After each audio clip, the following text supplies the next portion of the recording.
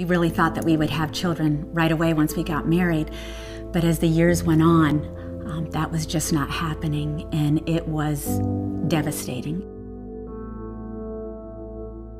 It was challenging, but over time, we finally were able to conceive, and we were thrilled. When I saw that little line, there are no words to describe it.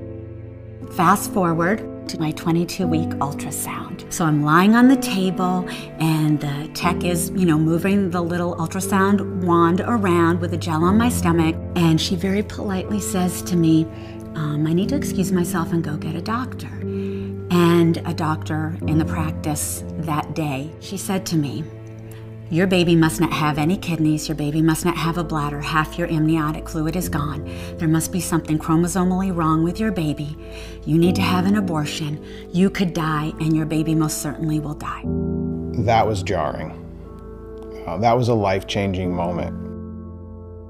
Of course, we loved our child, and we wanted to know what hopeful steps we were going to be given next, or some direction. That doctor sent us up to another doctor, and this actually was even more disturbing because this doctor that my husband and I sat across from, he was very calm and collected. He said, you clearly need to have an abortion. You'll have many other children.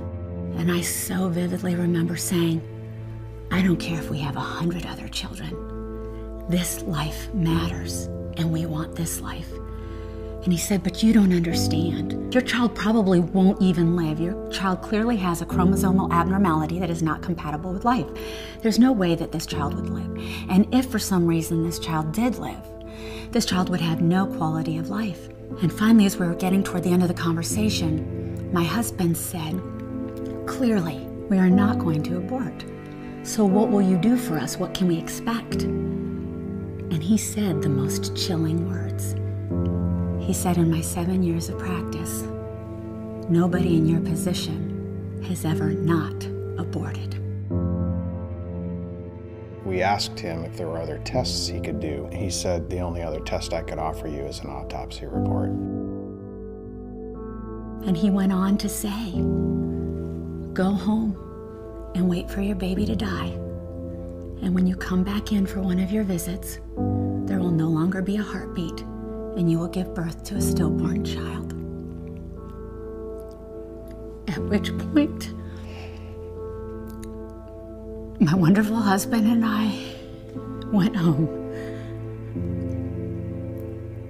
devastated,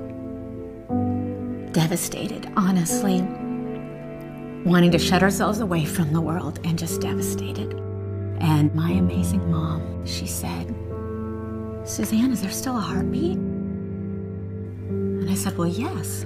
She said, Suzanne, if there's a heartbeat, there is hope.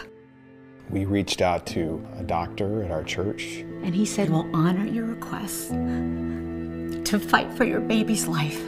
And immediately they put me on bed rest. And we were rushed into the operating room, and it was an emergency C-section. And they said, because there's no amniotic fluid, if by chance she is alive, she will be too weak to cry. And there was a drape. My husband could see on the other side, I couldn't. And then I remember seeing Rachel come up over the top of that sheet, and she was very tiny. I all of a sudden heard him say, she's squawking.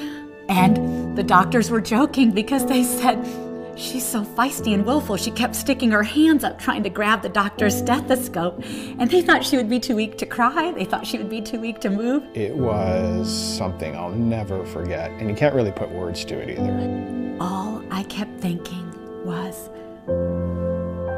she's alive. She's alive.